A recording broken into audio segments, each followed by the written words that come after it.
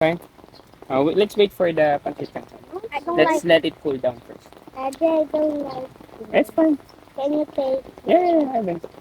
Ayun. So, sometimes yung meron kayo, yung ibang kids wala yan. For example, this hoodie.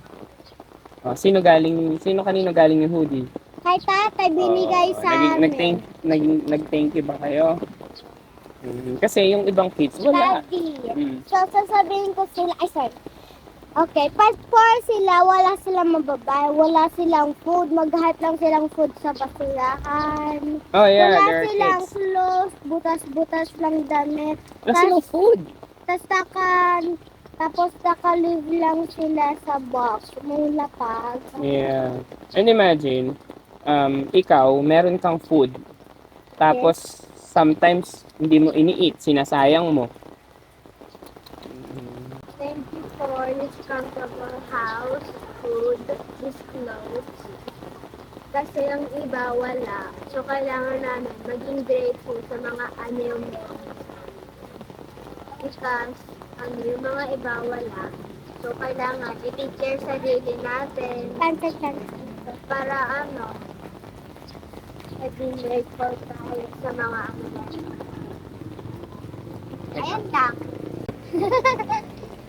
Kind dad. Easy. Thank you po. Ay, extra hot. Mas sweet. Ito sa'yo na. Ayan. Nag-pray na ba tayo? Let's pray. You pray man eh.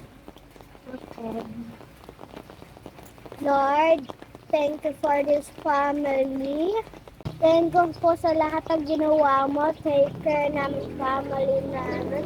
House, lahat parang binigay mo sa amin. And Jesus' name we pray. Amen. Gusto mo ng ano? Ng tawag dito? Ketchup? That is good. Ate, gusto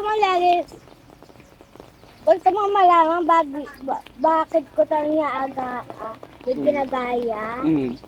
Ate? Bakit? Kasi, twins tayo.